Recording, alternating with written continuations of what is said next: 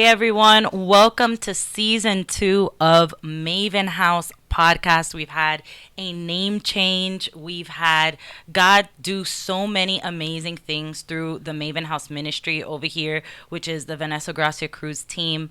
Obviously, our podcast used to be called Her Podcast, but in these months that we've been on hiatus, we had an event called Own the City. We've had various events and just God speaking through different things, and He's been changing it up and mixing it up. And one of the things that He's spoken to me, if you're tuning back in, if you were part of season 1 and you're tuning back in, first of all, thank you so much for coming back and for being part of this journey with us. And I want to share a little bit about the name change and what God did. He took us from being Her Podcast. Her Podcast was always kind of like a filler. Like, I knew that I wanted to start a podcast, and Her, which stood for, not everybody knew this, but Her stood for Honored, Empowered, Redeemed, was the name of some conference nights that I did a few years ago. So when I started the podcast, I kind of didn't really know what to name it. And I was just like, oh, let's do Her Podcast, because it's the same thing as Her Nights that I had a couple years ago.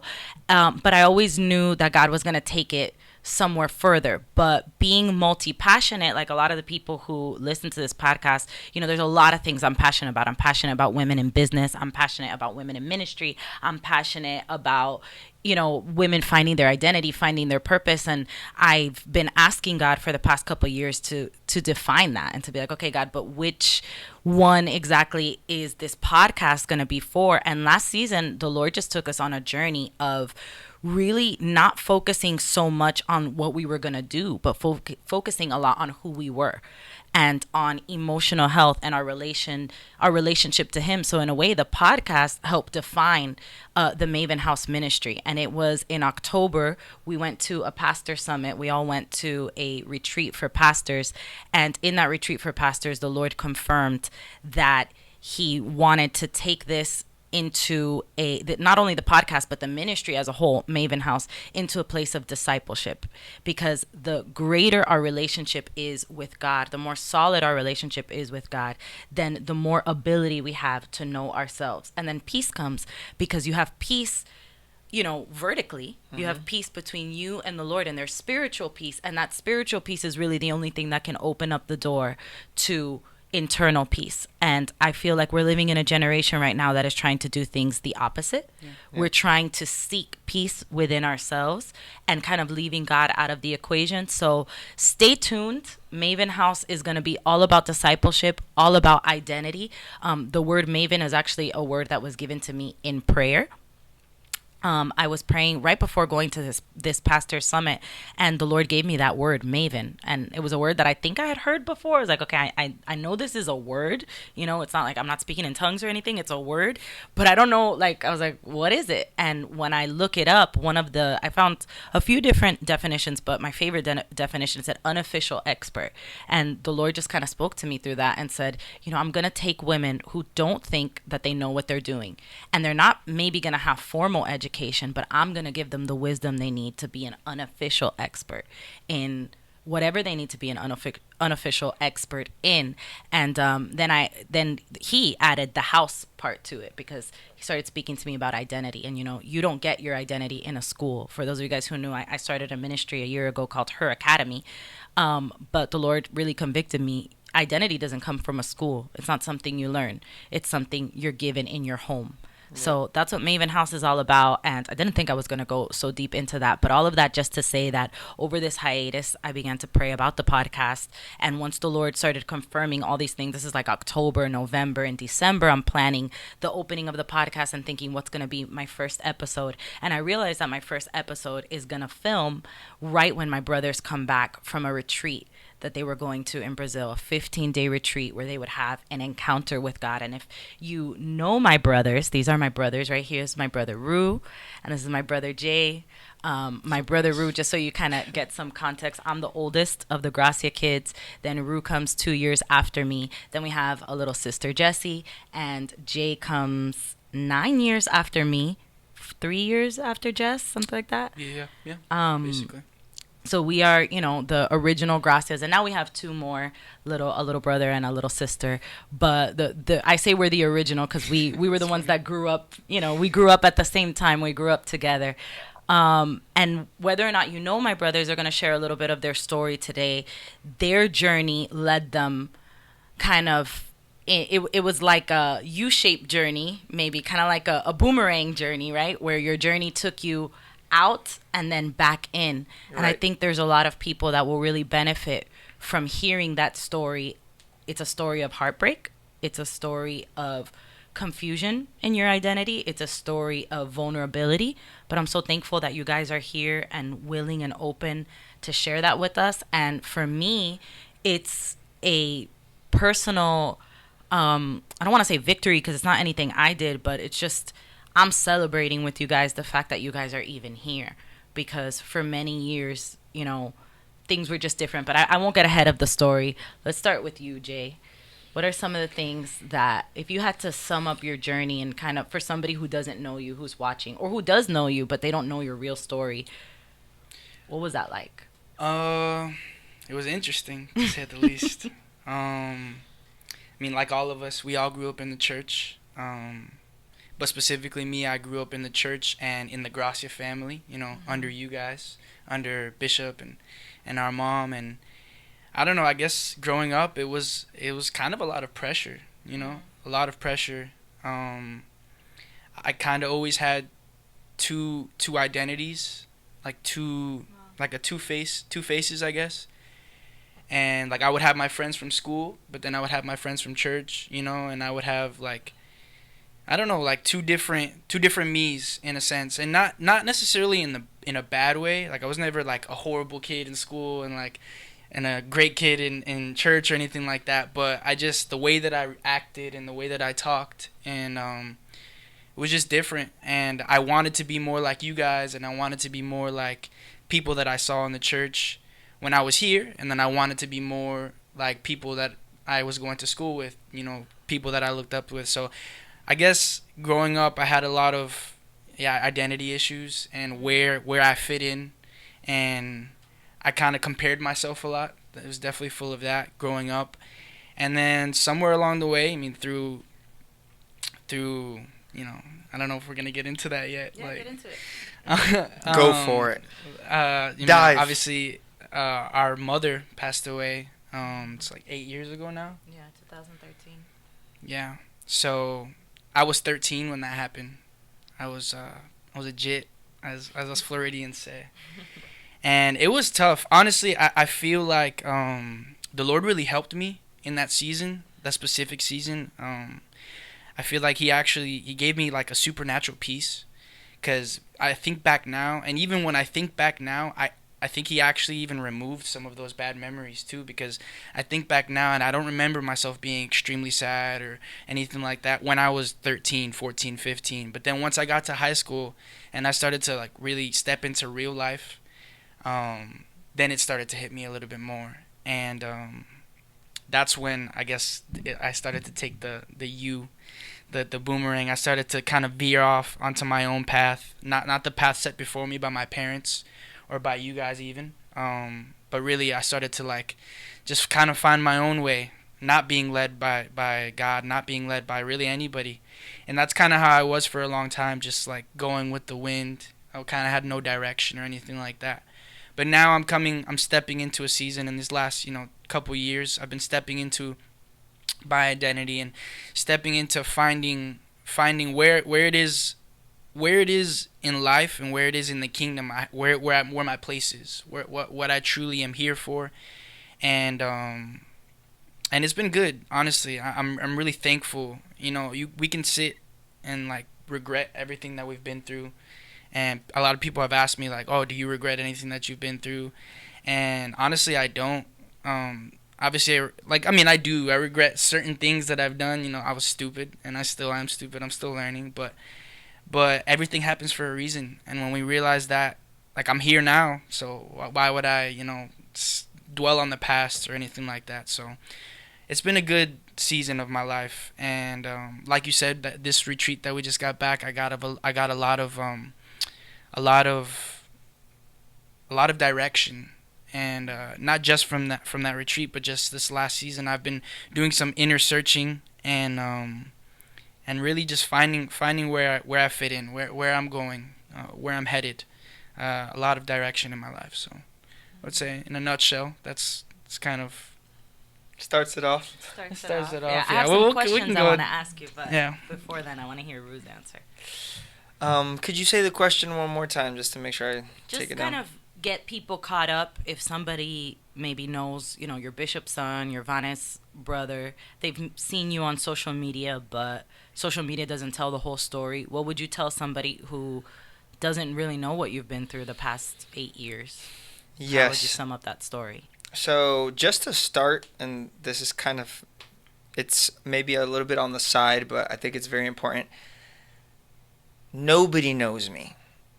Mm-hmm. Nobody knows you, and nobody knows you, except for the very, very few people that know you. Mm-hmm. So, like what you just said right now, like social media doesn't tell the whole story. Social media tells none of the story.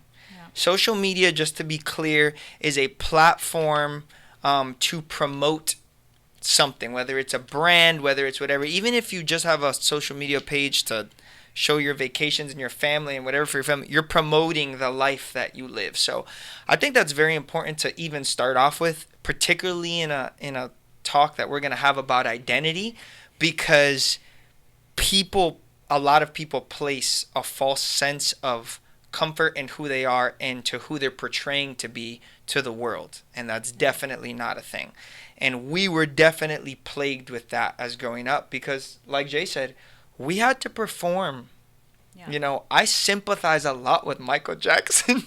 I really do. I do. I actually legitimately sympathize with Michael Jackson, and I've seen, the documentaries where his dad's like, perform for these people at the age of 3. But when you tell somebody who's a little kid who doesn't for sure have a sense of identity or who they're supposed to be to perform for other people, you're telling them to put on a mask. Mm-hmm. Put on this mask of performer. Mm-hmm. And then how does that little kid know when to take that mask off, or if he can take that mask off, or was it a mask? They can't intellectualize that stuff. They don't even know it's a mask. They don't even know it's a mask. I'm this person. I'm that person.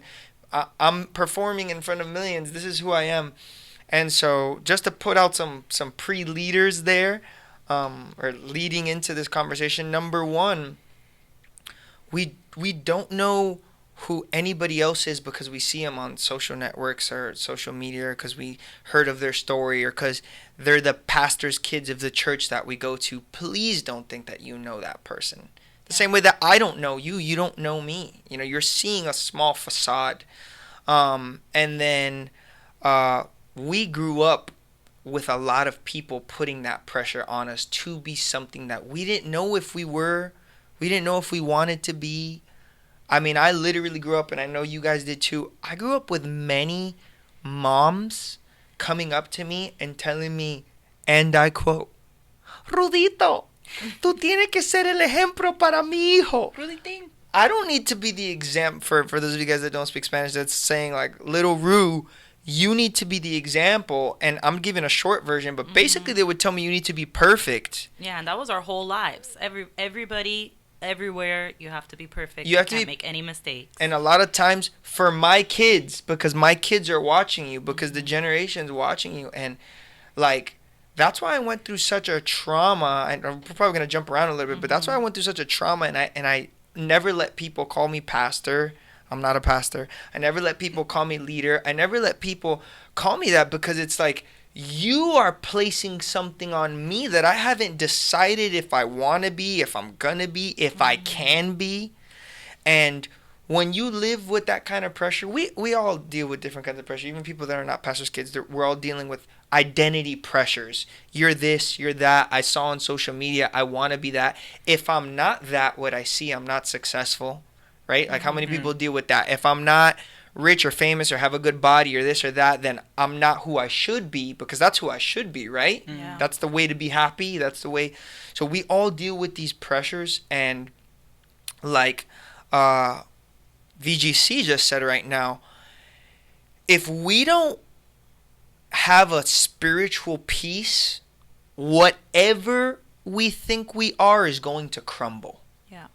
If we don't get this thing right this way, it's going to crumble. We are building castles in the sand. And I just want to say, for anybody that's listening, and maybe you don't have a relationship with our Creator, But I want to tell you this. This is what I'm about to say is facts, independent of what you think you believe or you believe. There are things that people believe, and then there are things that are true, right? So we are spirits, humans. We are spirits. We have souls, and we live in a body. Yeah. We are spirits, though. That's what we are at the core. That's why what VGC said is true. If we don't get this spiritual thing right, the connection to the ultimate spirit that created us, the soul and the body thing is always going to be, it's always going to be up and down and all around, and it's always going to crumble. So to just bring a little bit back towards me and my story is, I grew up in church. I knew of the Lord. I knew of the things of God, but I didn't have this thing solid. So when the wound of our mother dying, all that is, I mean, obviously it's very sad, and my heart goes out to anybody that's lost somebody, especially a mom or a dad. But all that is just a shaking. Yeah. Like, all it proved to be, the reason why Vans went, I call her Vans sometimes, but the reason why Vans went one way, I went another way, Jesse went another way, and Jay went another way, is because we all got radically shook, and like, we just wandered into whatever we were predisposed to wandering by nature and nurture. Yeah. We're going deep into some stuff right here, but when I got shaken, when my world got rocked, and I didn't have a solid spiritual individual relationship with my creator, because it's all individual, I was so subconsciously scared of what was happening, and that my world was rocked to the core so much. Everything that I thought I knew, even about God. Yeah, all of our values and preconceived, like, everything we had been taught, everything had led up to things not going that way. Not going that way. And then they went that way. If you are just getting to know us, in 2013, our mother was 43 years old. She hadn't even turned 44 yet. She died a few days before her 44th birthday. She was perfectly healthy. She went to the gym. She was a woman of God. She ate well, exercised, never drank, never smoked. Served the Lord her entire life. Loved people. Amazing mother. She was an angel. Yeah, literally. She was a saint. She was what people saint, would consider honestly. a saint. Like, had taught us well. Our entire family served the Lord. We all had our things and our issues. I think Jay, being the youngest one, maybe, wasn't like the most established in ministry. But Jay was 13. Jessie was 16. She was leading worship already. She was a youth leader. You were 21. You were the pastor of youth at the moment. I know he never liked to be called a pastor, but you were the youth pastor in function at the moment. In function. Okay, he never allowed himself to be called that, but that was your function at the moment. And I was pastoring the worship in function. I was 23. And so you look at a family like that, and then obviously our father was an international speaker, pastor, man of God as well. Our parents had a wonderful marriage for 27 years. And so you look at those people and you don't think their mom is going to die, especially suddenly. She literally, she had an aneurysm. She had a brain aneurysm. So from one day to the other, she lost the ability to speak, the ability to move, and her death wasn't instant, but in a sense it was, because it was the last time we ever spoke to her or heard her or, had a relationship with her. And 3 months later was when she actually passed away. So when you're thinking about things in the scope of life, this life that you've lived for 23 years, for 13 years, for 21 years, and then in an instant, because 3 months is an instant. It is. This cornerstone of your family is gone. And here's what I really wanted to get into, and I want to continue letting you speak, Ru, because you're saying such amazing things, and all of it is so true. But what I really wanted to center in on, first of all, the fact that life doesn't go the way that you planned, even if you think that your relationship with God is perfect. Second of all, when it doesn't go the way that you've planned, you have to question. You start questioning everything. Like you said, you start questioning, wait, which one was the mask again? And what do I really believe? And was what I believed true? What I believed about healing? What I believed about good things happen to good people? Something bad happened to me. Am I bad people? Like, or is it worth it to be good people anymore? Like, all these things started happening. And like you said, we all just went different directions. And I think the direction that each of us went to is directly aligned with where we were in our relationship with God in that moment. So can you talk to us a little bit about that? I'll ask you, and then I'll ask Jay, and then I'll mention it for myself. What did Mom's death show you about where you were with God? Now looking back, because at the moment, I'm going to be honest with you guys, we didn't know. Yeah. We didn't know. Like, as much as I would like to, and that's why I wanted to talk about this too, because I think there's this idea that people who are strong in the faith, which like you said, you don't really know anybody. You guys don't know if we were strong in our faith just because I was singing and Jesse was preaching and Rue was preaching and, you know, Jay was sitting there like a good little boy because you weren't doing anything yet. But, you know, I had your group. I had a group. I was like a leader and stuff like that. But. On the low-key healing people without us knowing. But, like, no, you know, now looking back, where were you really? Not what people were seeing of you, but where were you really? And what have you learned about yourself? Yes. Since then? So a wise man once said, this wise man, he said, going to church doesn't make you a Christian, just like going to Burger King doesn't make you a Whopper. Yeah. That wise man is our father. Bishop. Wayne Gretzky. Wayne Gretzky, Michael Scott. But the truth is, like, this has been said so many times, but let it sink in, everybody. Going to church does not mean you have a relationship with the creator of the universe. Yeah. It just doesn't. It just simply doesn't. That's like somebody, same kind of matter. That's like if somebody walks into the gym, and because you see them in the gym, you assume that they're healthy people.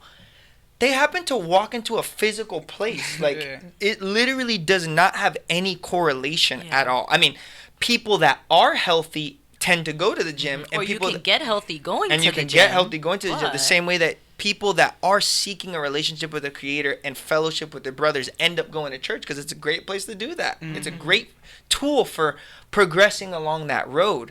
But here's the truth about where I was at 21 years old after growing up in this church and again preaching and singing and seeing miracles with my eyes, receiving a bunch of prophecies.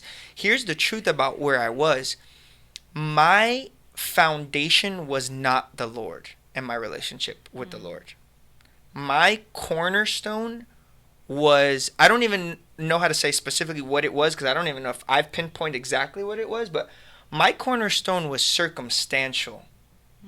It was the way my life was at the time. That's what all my faith was in. And a huge part of that was my parents.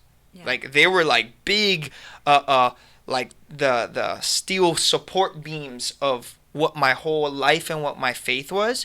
So again, one huge support beam was removed, which was my mom, and the building came crashing down.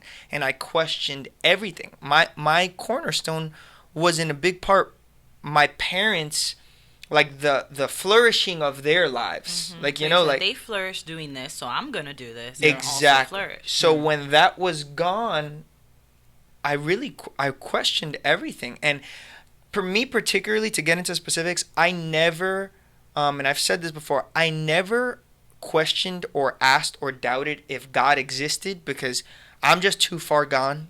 For those of you guys that are in denial, holding on to that atheist-like thing. That's not the story here. That's not the story here. I'm way too far gone. I know that there's a creator of the universe. I know we didn't come into existence by happenstance. If you want to believe that at this moment, you will be convinced shortly that that's not the truth. By the Holy Spirit. But anyway, that was not the thing. For me, it was this God that I do believe exists. Is he good? Is he the type of God that I even want to serve? Because it looks like we've been serving him. I've seen my mom and my dad sacrifice their lives. Guys, we saw our parents give their lives to ministry, to people, to God, to church. And then the payment for that, in my eyes, at 21 years old, is death. Literally. Yeah. The payment for that is death.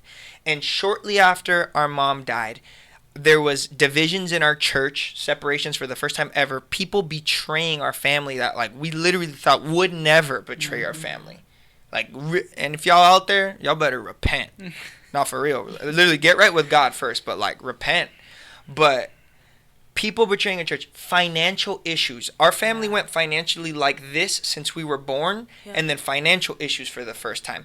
Health issues. Our dad got sick. Remember, I got sick. In those years to come, we had more trips to the hospital. I remember it became a lot of my anxiety issues. Sorry to interrupt you, but a lot of my anxiety issues came from that time in my life. I shared this before on the podcast, but I had to realize through my relationship with God and through therapy that the phone became a trigger to me. So every time I would hear, and even still sometimes, if you guys know me, I don't keep my phone on vibrate a lot because for me, the sound of the iPhone vibrator, the meant something horrible's happening because I got the call that I had gone home to take a nap the day that mom passed away. And so they're calling me saying, hey, the doctor's going to disconnect her, come back. Then after that, shortly, I got calls that my brothers and sisters would be in trouble at school, calls that my dad was in the hospital, calls from the doctors telling me things were happening with my test results. Jessie went through some health issues that I won't share because she's not here. But yeah, I mean... So... Ish hit the fan. Yeah, it really hit the fan. In our lives. It really, really hit the fan for real. Like... I'm sure it has in different people's lives in different ways. And it's also not our position to say, oh, we went through more pain than you. That's never the right way to go about this conversation. But anyway, when Ish hit the fan, I decided if this is the payment, if this is the salary that we get for serving God with all of our heart, I don't want this job anymore. I literally don't want this job anymore. And I consciously decided, like many of us have, maybe some people less conscious than me, maybe some people do it more subconscious, but we know I'm an 8 here, so I guess it's just the way that God made me. I consciously decided if walking perfectly before God has this payment, walking perfectly before God is not necessary. Yeah. Like, he's still going to love me. I always thought that I was still going to heaven. I've always believed that I was going to heaven. But I said, it's not necessary to be so strict about the way that I live because you can live strict like Bishop Rudy and Pastora Maria Gracia and you could just die one day and your life can be thrown to a loop. So I consciously decided, and I won't make this the long version so we could jump around and go to Jay, but I consciously decided I spent about a year depressed, which I was telling you guys, where I didn't really want to do anything for about 9 months to a year. I quit music, quit fitness, quit everything. And after that year was over, I literally woke up one day and I said, I'm going to please myself. I'm going to live. I'm going to go in and see if all the desires of the flesh and things that we've grown up, because they're selling you sex and drugs and alcohol and all this stuff since you're a little kid. I said, I'm going to try that stuff and see if it brings me any fun. I know it's not right, but living right doesn't necessarily always pan out too well. So that's when I went headlong into the darkness. And what that proved is that my foundation was not solid. And what that proved is I didn't know who I really was. Because when you know who you really are, that dictates what that person will do and should do. Yeah. But when you don't know, you're free to do anything. So my identity got thrown for a loop. To be continued. So Jay. So it's let's move on to Jay. So the question was, this, bomb detonates so many things. Like I feel like it was like this. I sometimes feel like we were like a family, like we were like one unit, and then this explosion happened, and now we're all just what's that called? Shrapnel. Yeah, shrapnel. Right? Shrapnel. Yeah, we don't know how to say that word. With the T or Somebody P. put in the comments what is this word? Anyway, it's something like that though. Like we're just pieces. Like we just were. That's exactly what I was gonna say. Psh? That's exactly what I was gonna say. Like when you guys were saying that that everything started happening to our family, one of the main things, at least in my eyes, because again I was 13, so when you're 13, you don't really know and care too much about the family's finances. I figured that my dad was smart enough and strong enough to handle like even the betrayals, you know, and everything that was happening with the church and everything. My concern was that our family, she kind of was like the glue to our family, honestly. And that's what happened. Like our family, I felt like, oh man, I have such a great family. I love my family. But then all of a sudden, like, we were all separate. And I guess, like I said earlier, I was really young, so the main thing that I felt in those ages, like 13, I would say 13 to 15, was just loneliness. Honestly, loneliness, because you had to deal with it your way. Rue dealt with it his way. My dad was dealing with it his way, and we all were. And I kind of just felt alone. And I had friends, and I guess that's the specific door, I guess, that the enemy used. It was my friends, because I would feel alone and I would feel sad, and then I would go to school and I would see my friends, and everybody looked, like Rue said, you don't know anybody. Everybody looks so happy. Everybody is an actor. Everybody's acting all the time. Everybody looks so happy. So I was like, kind of like what Rue was saying. We have like we went through a similar thing. Like, I was in the church my whole life. I grew up learning about, you know, God, and I like Rue said, I always believed in God. I never, not once doubted that there is a God or that there isn't. I always knew that there was a God, but I saw everybody else living their life apart from God, and they looked so happy. So I was like, hey, F it. If I'm sad this way, I'm gonna try to be happy this way. Let me do what they're doing. Let me do what they're doing, because it seems like it's working for them, but everybody's an actor. So I also, you know, I went into the darkness. I was looking for all the answers in all the wrong places. Yep. And I got caught in a cycle. If I could say it, in, you know, to sum it up, I got caught in a slavery mindset. I was a slave to my own mind. I knew the way out, but you know, it's, somebody said it. One of the pastors just said it when we went to Greenhouse. And if we were in a physical jail, if anything, that's like low key, that's better, because you have hope that you can break out. Like, oh, I have a plan. I'm gonna do this. I'm gonna do that. But if you're in jail, if you're in prison in your mind, you can't run from that. You can't run from that. You go home, you're still in prison. You go to school, you're still in prison. You're hanging with your friends, you're still in prison. It's always. So I was creating these lies, and I started to believe those lies so much that I became comfortable with those lies. And every time I would try to step out of those lies, that was what was not comfortable. Yep. You know, what became comfortable was the cycle that I was in, because it just, you know, I knew what would happen. You know, There's momentum there. I know what happens. I do this. I mean, hey, I'm not ashamed of anything. I smoke some weed and I feel like this. Yeah. You know, I hang out with my friends and I talk crap all day, and I laugh and I feel like this. But when I go to church and I just feel that condemnation that I put on my own self, it's like that's what I get from that. So I was like, you know, after that, I'm gonna step away from that. Mm-hmm. And that was just in there for a long time. I like to say that I had a delayed effect, because I was really young. Like from the ages 13 to 15, I kind of, honestly, those years weren't bad. And when I think back, I kind of don't even remember them that much. I know there was a lot of growth. I was a leader. I did have my group. I made a lot of good friends, but I also made a lot of bad friends. But really more was like high school. I guess honestly, my freshman year, 15, 16, is when I was like, nah, like I'm gonna run. I'm gonna run fast in the other direction. And that was really when I started to enter into that cycle. And that's just where I was my whole high school, entering into college.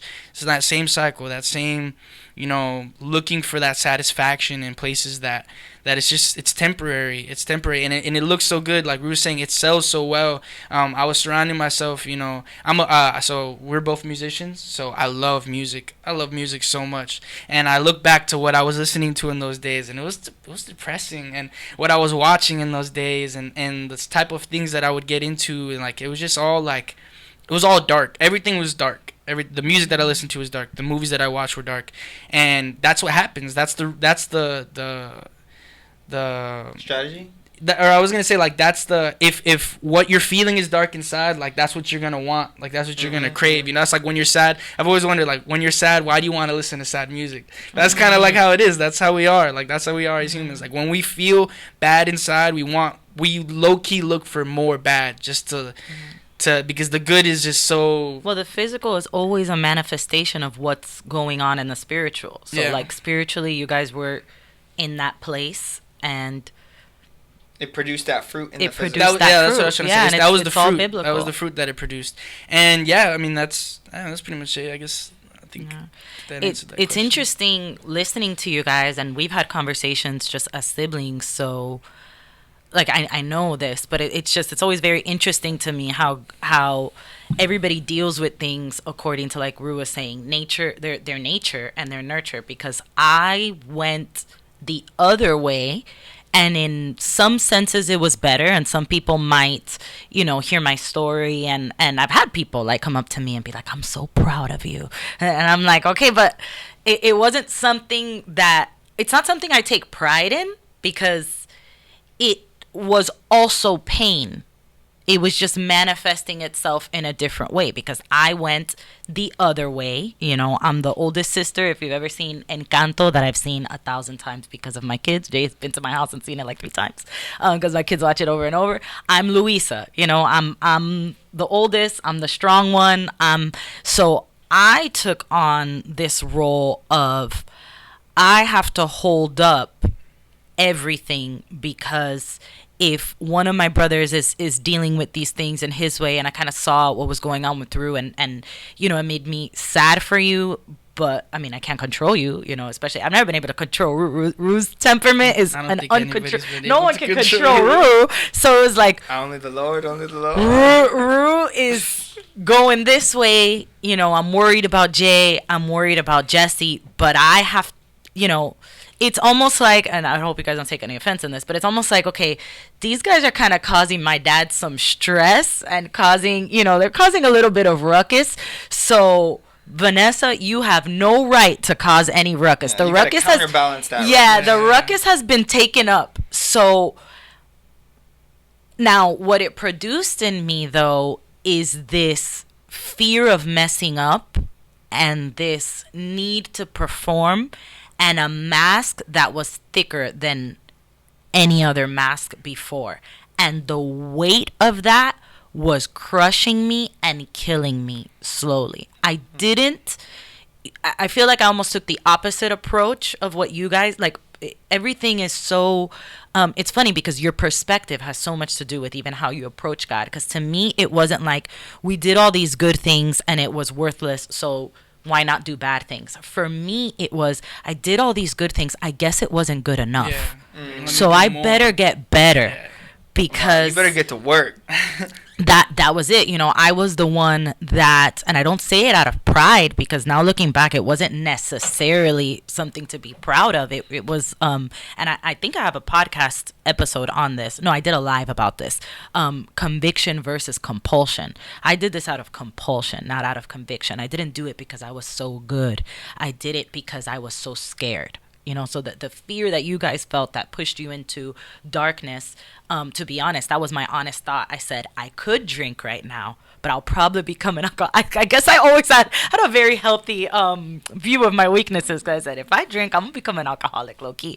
And I don't even know if that would be true, but I just, like, that was my fear. I was like, you know what? I'm really not trying to end up, in my mind, I saw myself already like a drug addict dead under a bridge. I was like, that's for sure where I'll end up. So better, I'm going to throw myself into ministry and work. And at the time, I took over my mom's position here at the church, so it was, I was firsthand dealing with some of the financial issues and the betrayals, and I was the person that a lot of the people that, when they would come and say, hey, we're leaving your church, we're not going to be with you guys anymore, I was the person who they would sit with and tell that. And I'll be like, but don't you guys want to talk to my dad? They'll be like, no, we'll just let you know. You could let him know. And I allowed all this pressure to come down on me. And by the grace of God, I didn't crumble. By the grace of God, one of the things that God helped me with in his grace, and I do credit this to me really holding on, because like under all this pressure, I was forced to, after, I went through this period of depression. I went through this period of trying to do it in my own strength. And under all this pressure, I said, I am either going to die, I am going to, I'm having panic attacks. I live in anxiety. I am gaining weight. I gained a lot of weight in that time. I mean, I'm not ashamed. It's not that I'm glad it happened, but I was going through health issues, mood issues, sadness issues, anxiety issues. I'm going through all these things. My body's not going to be the same. Um, in all of that, I kind of got to the point where I was like, you are either like, you cannot keep going this way. This is not sustainable. You need to find out. And this is where I'm thankful almost for the pain. And this is where, I really want people to get around to. If you cut this episode before what we're about to get into now, then dang, you missed it. You missed the good part, because yes, we were thrown. But in that being thrown, I was forced to try to find out who God really was. Yes. Because I got to this point, and I'm going to get emotional because it was such a low point in my life, but I got to this point where I said, if this is what God is expecting of me, God is not good.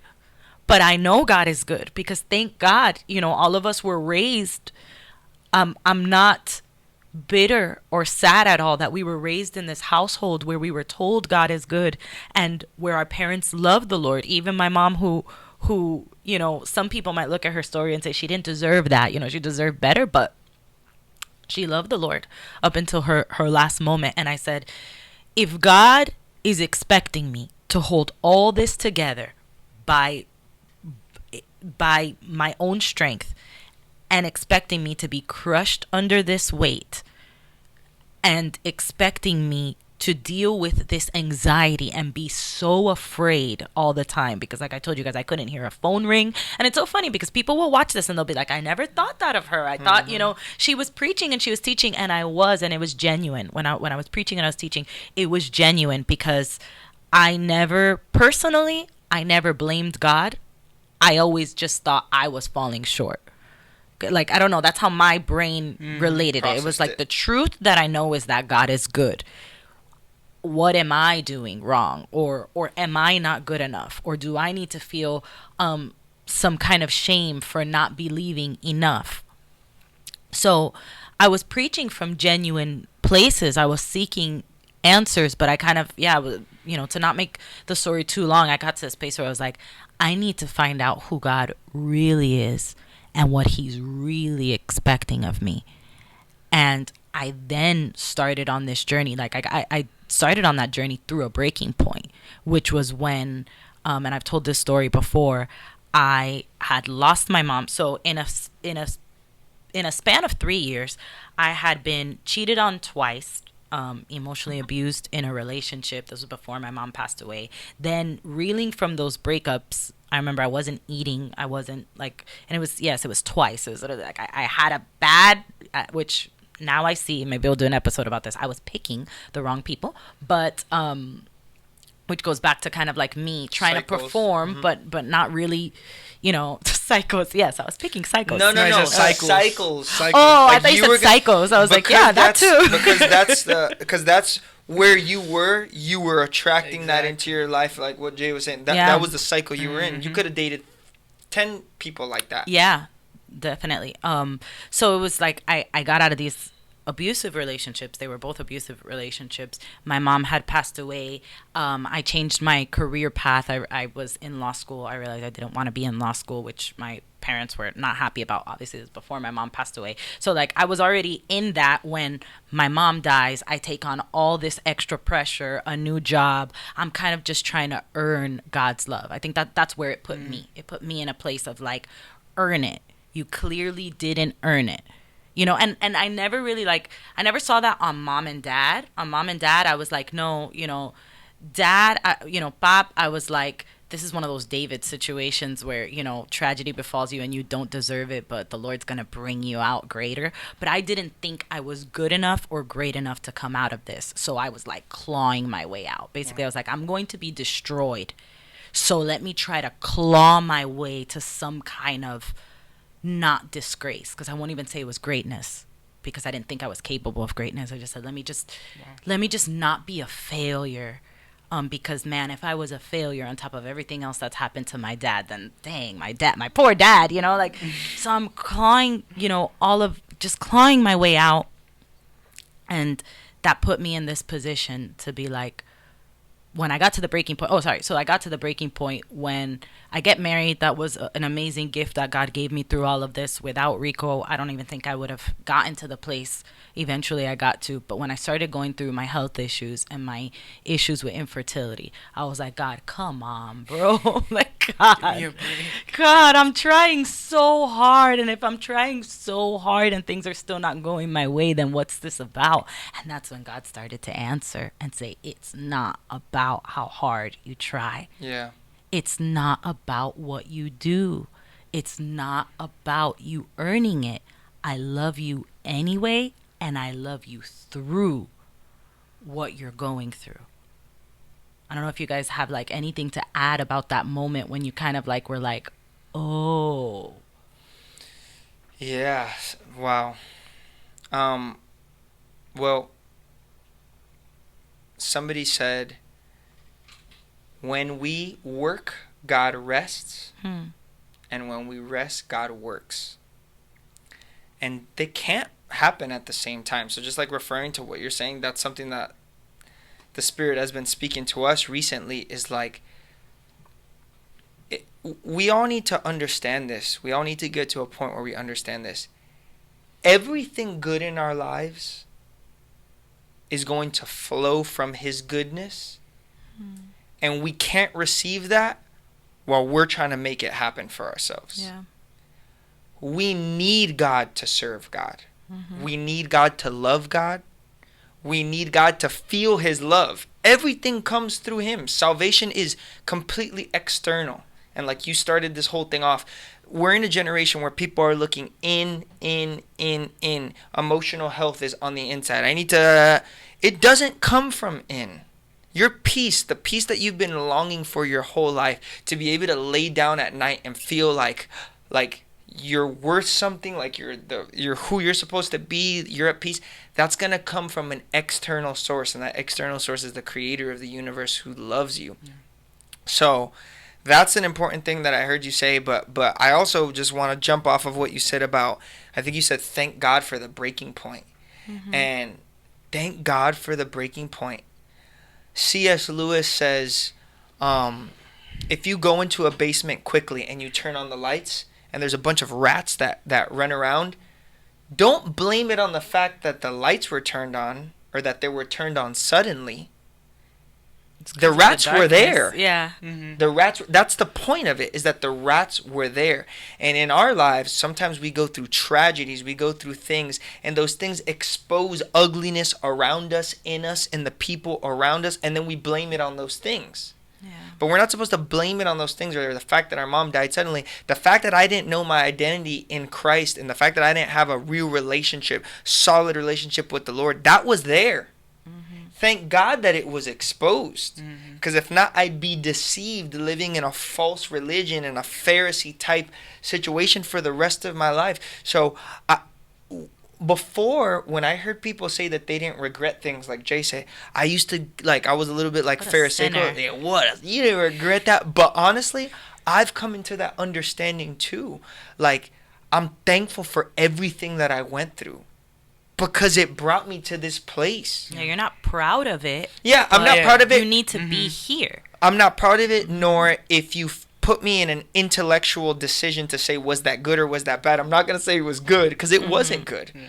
But the Lord can use things that are not good to bring us to a good place. That's why He says all things work for the good. Yeah. All things work for the good. So I look at some of the things that I got myself into. Oh my goodness, Lord. The debaucheries. I lived in a den of iniquity, guys. No. Den of iniquity, like full blown.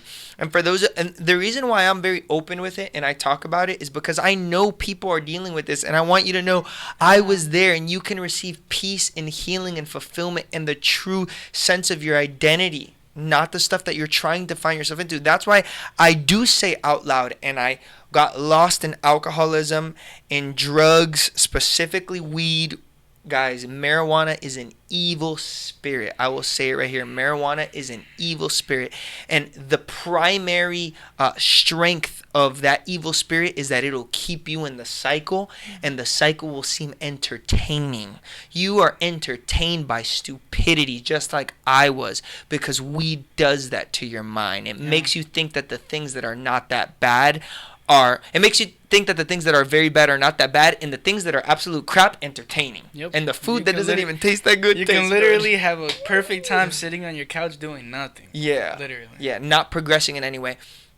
And we've talked about this before on Van's podcast also, but for me it was like the trifecta of alcohol, weed, and promiscuity, and looking for that high that you can get through lusting and finding somebody and having sex with them. Really, like it was that was like the approval that comes with, and the fun that partying is, and the new experiences that are really the same experience. Partying is the same experience every time. You just perceive it differently because you're out of your mind, drunk and or high. But that's like another thing. But I got myself into all of this darkness, but thank goodness, because at some point you really do reach rock bottom. And I reached rock bottom, and when there's nowhere else to go, that is a great place to find God. Because you're no longer turning to yourself, and you're no longer turning to alcohol, and you're no longer turning to a temporary high. And when you have nowhere else to turn, and you're there naked, literally stripped of everything, and all the other voices cease, if you really tune in, you will hear the Lord saying, "My son, my daughter, I love you. You're worth it. I died for you. I want to have a relationship with you." And I heard that. I heard that at the lowest of the low den of iniquity, getting into things that are sick and nasty and disgusting. And at the bottom of all that, I literally heard, "My son, I love you. I want you. I want to have a relationship with you." And that's what he's whispering to all of us. So anybody, that's hearing this, if you can relate with anything that I'm saying, cut out the other voices. Cut out the voice of alcohol. Cut out the voice of weed. Cut out the voice of illicit sex. Cut out the voice of partying. Cut out the voice of fulfilling yourself with what you do by working and performance. Cut those voices out and see what you hear. Yeah. One of the biggest barriers that people have when coming back to the Lord, or when thinking about coming back to the Lord, is all the whys. Why did I have to go through years of infertility? Why does it happen? And comparing yourself to others, when if you take on the mindset of, I don't need to know the answer to all the why. Like, those two things are not mutually exclusive. The fact that I don't understand everything that's happening in my life, and the fact that God is good, that's not mutually exclusive, because God never promised that you would understand everything. He asks you to trust him through everything. I think in my breaking point, this wasn't like an actual conversation with God, but if I had to sum up what was going on between me and God in that year, this was 2017, 2018, when I was, literally, if you look at pictures of me from the time, you can see my face completely swollen. I was on hormone changing pills all the time because of my health issues. Watching people get pregnant by accident, which is a heartbreaking thing for me, especially when they say It's it. It's a funny thing too, right? Yeah. Everybody, I wish I wasn't pregnant right now. You guys were going through your stuff, and I was praying for you guys and hoping things would be okay. And it's almost like I was kind of asking God, why did all of this break, and now I have to put it back together? And I feel like what God was teaching me through that year is, nobody told you had to put it back together. I never asked that of you. Yes. I asked you to be still enough and be silent enough, and don't run to your alcohol, and don't run to weed, and don't run to sex, and don't run to your own performance, and don't run to your own things. Just sit still enough to know that I am God. Yes. That's when I understood the meaning of that verse. Because even those of us that are Christian do it. I tried to pray it away, fast it away, work it away, and it doesn't work on either end of the spectrum. Whether you go to the darkness or you try to produce your own light, it doesn't work either way. So from, you guys have said it from your point of view, but I can say it from the other point of view. Not that praying is bad or fasting is bad or you should do it less, but just that is not where your hope is. Your hope is in nothing human. Your hope is in sitting still through your prayer, through your fasting, because you can still be doing that, but sitting still and knowing that He is God. And the fact that He is God means you won't understand why it needed to happen the way that it happened. Yeah. And I say that because, again, somebody might be listening to this podcast asking themselves a question. Are they ever going to answer? Like, do they know why? We don't know why. We will never know why. I've seen good come from it and I've seen bad come from it. You know, I don't know if I'd be the person who I am today if my mom hadn't passed away.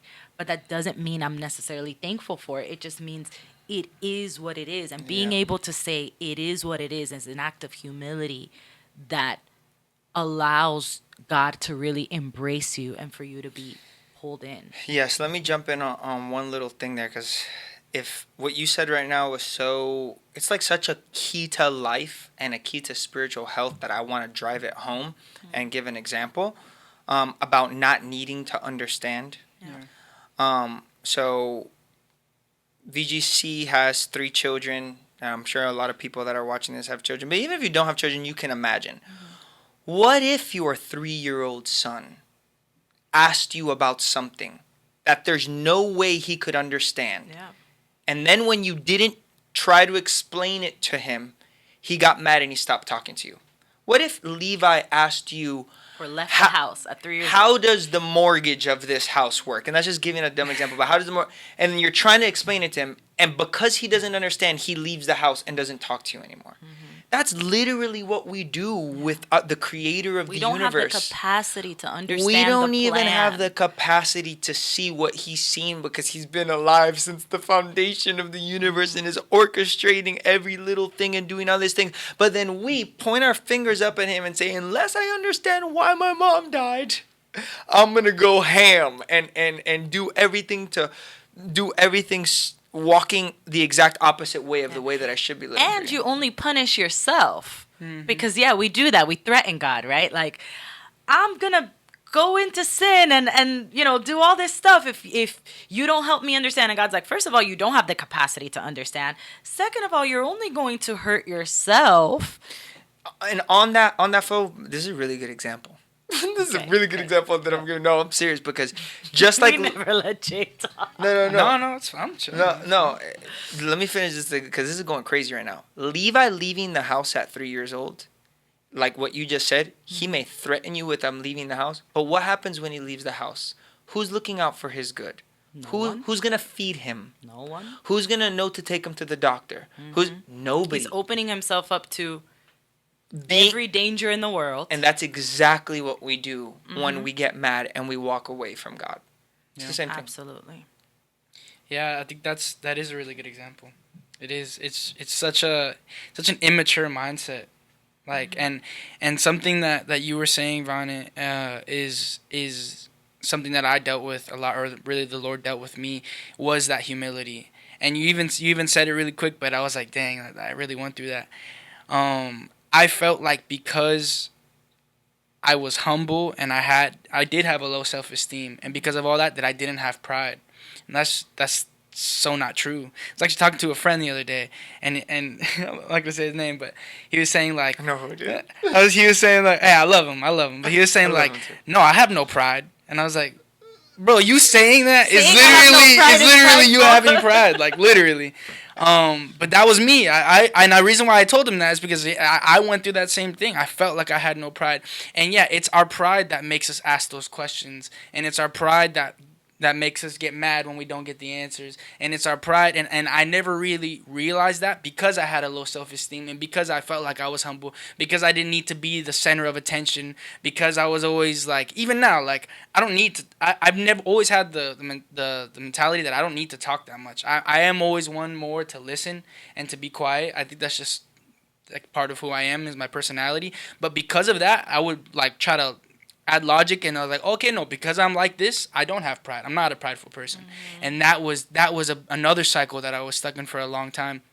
And just recently, literally not too long ago, is when I realized that that's a big one. I think that pride, me personally, I think that pride is one of the most dangerous things that we could have. Like I call it the silent killer, because it'll make you waste so much time. It'll make you go in circles for so long that eventually you're gonna be, years and years doing the same thing. When I started doing all these things and heading into the dark, it was my pride telling me that no, you're not. It's not gonna be an issue. Like, you could just do it a little bit and you'll be fine. Like, do it for a little amount of time and you'll be fine. Like, you'll never get addicted. And even when I was addicted, I would say no, I'm not addicted. Like, that's what pride is. All of that is pride. And it's crazy. Like, when you said that, it's really true. And yeah, I mean, it's a silent killer.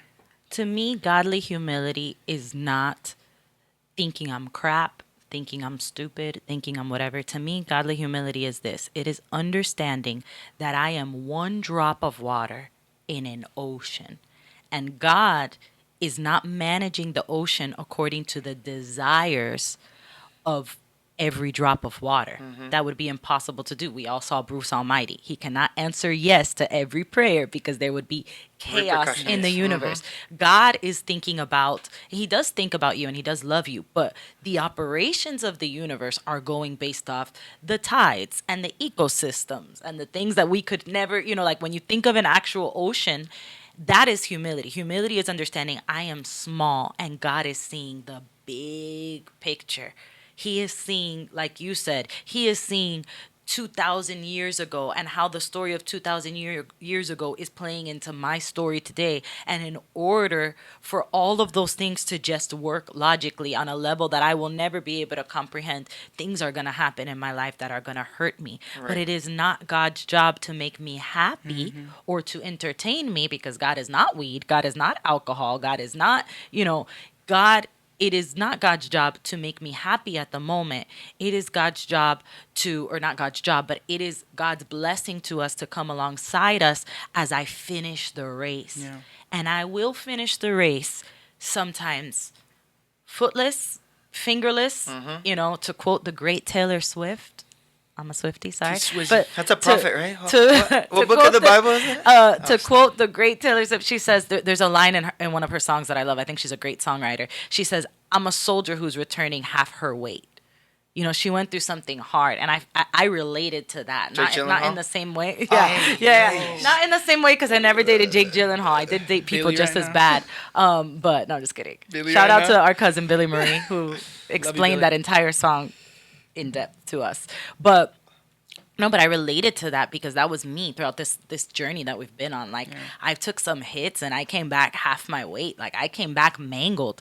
But that doesn't mean God loves me any less. That means life happened. And I think people mix that up. And it's true. It's an immature. It's like Levi saying, if my mom really loved me, she'd get me McDonald's today. Right. And every day. She'd get McDonald's every day. No, your mom loves you enough to want to feed you good food at your house, to clothe you, to, and if you come to me crying, if Levi comes to me crying because he didn't get the McDonald's, I will comfort him and I will love him and I will help him through that crisis, But at the end of the day, as a mom who has the big picture in mind, I also know that he didn't need the McDonald's to grow up healthy. Right. And you know what? Maybe we didn't need, it's true, because we know that God works all things together. He knows that we didn't need everything we asked for in those moments the way we needed it, but we can still get through. And there's such a, I just want to add that there's such a relief. It's like there's such a weight lifted from your shoulders when you realize that, like, for real, when you're trying to control everything and logicize, like, is that a word? Logicize? I don't know, but make logic of. When you're trying to do that to every single thing in your life, it's such a you like, that's when you start having those panic attacks, and that's when you start having like I had never had panic attacks, and I probably only had like 2 in my life, but I'd never had it other than the times that I start like overthinking and I start trying to, but there's such a relief in that surrender. There's such a relief, and that just happened to me. Like, I'm stepping into that season now, and I'm starting to feel that weight being lifted, and it's so good. Yeah. It's so good. It's like, oh, Lord, you love me so much. And And yeah, kind of, you said this earlier, but you need to stop asking why this happened to you and realize that it needed to happen to you. Like, it actually had to happen to you.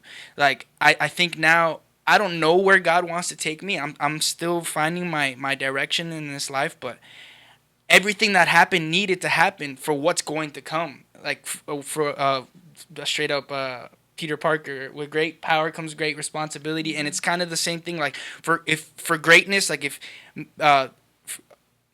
people that are strong are only strong because they put themselves through a lot of resistance, pain. So if you've been through a lot of resistance, it's probably because you're gonna end up somewhere great, but you can keep yourself from that place by staying in the cycle that you're stuck in. And that's something that I am now like wow, I'm out. That's crazy. Could I jump in on something there? What Jay said, not needing to understand everything. I'm gonna give you guys a key to life. About to give you guys a key to life. A really incredible is not a good word to use when I'm talking about the things of the Lord, but a really great question to ask yourself when you're going through anything, especially when it's something hard and difficult, is, what's this for? Instead of, why me? Instead of why, what's this for? With a childish expectancy that the creator of the universe will use this for your good and his glory. What's this for? What lesson am I supposed to learn here? Yeah. What lesson am I supposed to learn here? I just wanted to throw that out there. But I want to throw one other thing just to... Wait, before you go on to, I will say also, I'll add on to that. Ask that, or have that, I would say more, have it as a perspective, understanding that the answer to the question might not be answered that day. Like, yes, what's this for? But Lord, I want to know what this for, but I'm okay if you don't answer me for 3 years from now or 4 years from now. Yeah. Maybe a better question is, what can I learn from this? Yes. Yeah. Because that one... how can I react in a godly way to what's happening to me? Yeah. All of those are good. How can I love God through this? You should have all those in your repertoire. Go ahead. No, I just wanted to say something. It was like a couple... came to my mind, because I think that this is a great subject that we're talking about right here, but I do feel like it's necessary to be completely balanced, to introduce a little bit of like just truth that kind of comes almost from the other side, right? Everything has a balance to it, which is C.S. Lewis has this book called The Problem of Pain, right? And he talks about the conundrum of living in a world where we believe that God is all-powerful, all good, but yet why do we deal with so much pain, right? And I think that a little bit of the logic and the truth of why that even exists in many of its like forms is to kind of put this out there for everybody, just to bring a little bit of counterbalance. The creator of the universe decided in his infinite wisdom and knowledge that it was not worth it to create beings that would be like robots automatically serving and loving him. And that's why he gave us free will. And every single one of us has the freedom to choose whatever the heck we want to do whenever we want. We can have this whole podcast and leave out of here and decide to hate God and to not, we could do that. We literally have the power to do that. So in this world of free will and people being able to do whatever they want, humans have brought into humanity many dark things and a lot of darkness. So billions of people choosing many things from day to day, and very few of them are really being led by the spirit of truth and of holiness. It has brought a lot of dark into our world. That's why it's so important to understand that evil does not stem from God. So, that's like I wanted to just put that in there. It's like, God did not kill our mom. Yeah. That's important to say. God did not kill our mom. God did not make you lose that person. He wasn't the one that hurt you and caused that pain in your heart and that trauma that you had. He did not do that. That stuff exists in this world because we exist in this world. Yeah. And you've thought some pretty weird and evil things in your life, right? And Hitler has thought some pretty weird and evil things in his life. And we have the power to bring those things into existence because he's made us in his image and his likeness. So I just wanted to put that there, Absolutely. that the important thing of what VGC was saying is that God put us in this world where we can affect each other. And if right now Jay wants to punch me in the face, he can do that. And I can't blame God for Jay punching me in the Exactly. face. So, but the important thing is what VGC said is that God has promised that through whatever we experience in this world, whatever, the highs, the lows, the mountains, the valleys, the death, the life, the smiles, and the cries, that he will be with us. And even when we don't understand why they've happened, he can give us this measure of peace. And that measure of peace comes when we trust him through whatever it is that we go through. The silly thing really would be expecting, Jay punches you in the face and you're saying, God, well, why didn't you stop Jay's punch mid-air? Even though you've never stopped me from doing anything wrong, right? Because you've given me free will, but why didn't you stop Jay's punch mid-air or, eliminate aneurysms from existence? And it's like, God is like, there's more that you don't see. And I just want to go back to something Jay said, or going back to what Jay was saying about humility. Pete Scazzaro, which is one of my favorite authors, and I've mentioned his book so many times. He has more than one book, but Emotionally Healthy Spirituality. He says something in one of his books that really changed my perspective when I was going on this journey of like just kind of letting go and having a more genuine relationship with God and not trying to perform and all of that. He tells us to embrace our limits, and I thought of it when you were speaking because you were like, there's such a freedom in that surrender. And even with you guys, having you guys, I mentioned earlier that having you guys on this podcast for me is a dream come true because I saw you guys go through that darkness and I would see you and being in, I wasn't perfect and I was going through my own stuff, but being in a little bit of a closer relationship with God at that moment of my life, I was praying daily and I had an ongoing relationship with God. By the time, and I'm talking, now we're talking a little bit farther down the road, not the first year, the second year that we were all grieving, but once I was moving past my grief and I was seeing that you guys were still struggling in a lot of things, one of the hardest things for me was watching you guys go through that. And I want to mention that too because maybe somebody's here and they're like, one of my sons is going through what Rue's going through. One of my brothers is going through what Jay's going through. And I have that perspective of watching you guys and of seeing you guys sometimes maybe when you didn't even know that I knew you were high and that I knew you were drunk and that, guys, by the way, when you're high, people know. Know. Guys. Even if you think your I sister had to learn that the is hard so way. holy that she doesn't know, she knows. Yeah, no, people know. But, and it would break my heart. But something happened when I started to surrender everything to God. I was also able to surrender you guys to God and embrace my boundaries and say the outcomes. Yeah, it's not my job to control Jay or even to, preach him to death. Like the times that I would see you, I never said, "Hey, are you high? Like, let's talk for a second. Like, empty your pockets. Like, or you're in my house. Like, get out of my house." Like, I really felt from the Lord not to do any of that because every single time, even though there was a pit in my stomach, even though sometimes I would cry or I'd get very sad, I would say at the end, "Lord, I know you've got this," at the end. Like, I know. I had faith and I would pray for you guys and I would just be like, I know I'm going to see them completely restored. And look, like, the fact that you guys are here saying the things that you're saying and even more is what you're living off camera and off the microphones. So I just want to mention that too, that when you surrender it to God, surrender it all. Yes. He's got it. And in the end, it will work together for good. Not just for you, but for the people you love. And I don't know. I just feel like that's a good place to wrap up. You guys want to say anything else?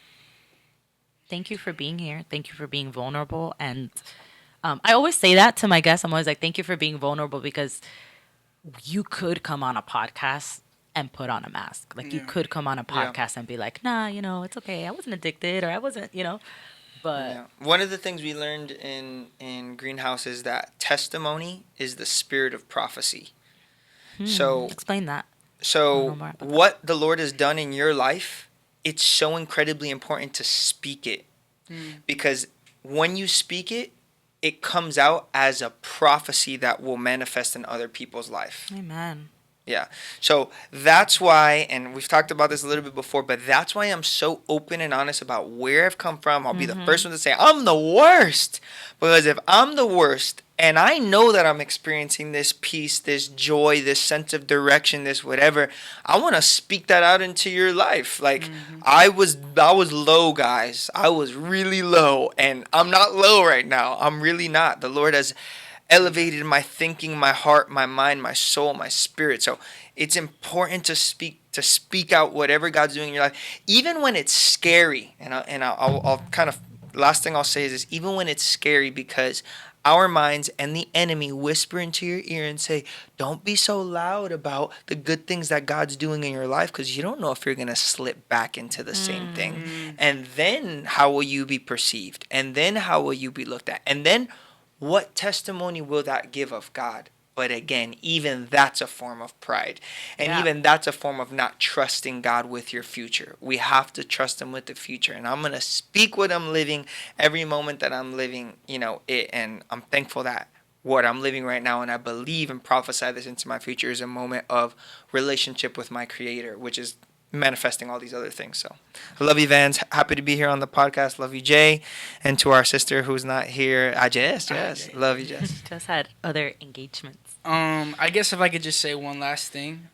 One of the main things that the Lord is working in me and that I've realized in this last season is, because it's been a process. It's been a process. It's not like from one day to the next.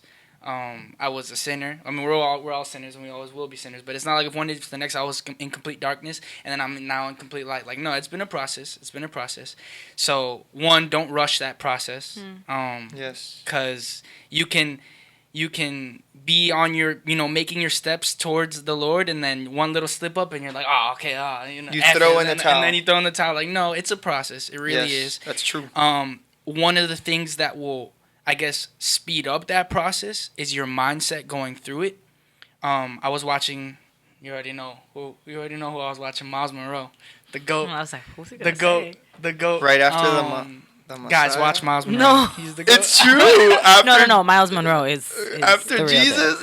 Guys, he really is. And he was. It's a preaching. I think it's called "Don't Hold Yourself Back," and it's so powerful. It's really powerful preaching. He basically gave the example of the people in Israel in the desert. And basically, guys, it's not, and one of the main things he says is it's not what you are that's holding you back. So it's not that you're not good enough, or it's not what you are or what you're not. It's not that you're not good enough. It's not that you're not strong enough. It's not none of that. It's what you think that you are.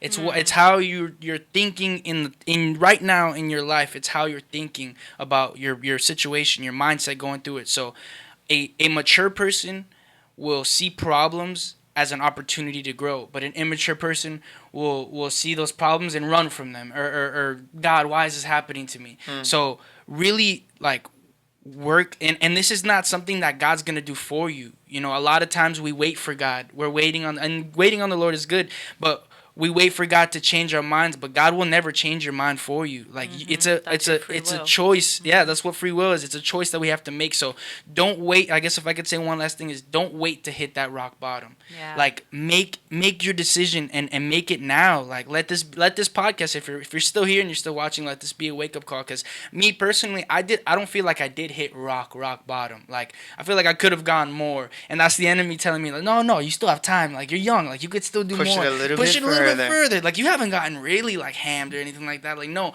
don't wait till you get there. Like, it's a choice that we can make, and that's what I'm entering into now. Like, it's the choice, not just once too. It's the choices that we continually every day is a choice. Yeah. Every day we keep making those choices, and it's about our mindset. We can see ourselves and be through our pride and, like, feel bad for ourselves and pity ourselves and all these things, or we can see ourselves for what we really are, and we are children of God. And He's our Father, and He loves us, and He loves us in ways that we'll never explain, like you were saying. So I guess that's something that the Lord has really, really been working in me, and I just wanted to share that because I feel like there's probably some people watching that are in that same spot. Like, all three of us have gone through 3 different things, and we're all in 3 different spots. That's where I am now. I'm realizing that it's about my mindset. It's about the decisions that I'm making every day. Just because I failed yesterday does not mean that I need to fail today. Right. You know, it does not mean that I'm not gonna fail tomorrow. But I'm not even focused on that. That's the same friend, because I love him. The same friend that I was talking about earlier. He actually said something really good that stuck with me, and the last thing I'll say is that, let's say you have a garden, right? And you have this one bad tree, and it's like causing havoc, let's say. Instead of focusing on that one bad tree and putting all your energy onto that bad tree, focus on planting better trees, on doing better things. Focus on the Lord. Focus on the goodness of the Lord and His love, and you'll see how that bad tree, it's not going to matter anymore, and it's going to get smaller and smaller, and it's going to shrink. Why? Because the rest of your trees are growing, and the rest of your life, you're excelling, and you're getting closer to God, and the closer that you get to God, the further you get from that darkness and that dark place. Yes. Amen. Love you guys. Thanks for being on the podcast. Bye, everyone. Please feel free to share this with somebody who you think is going to be benefited, edified by it. And we'll see you guys next time. Thanks for joining the first episode of season 2. Peace, guys. Bye, guys. The new wave. Peace.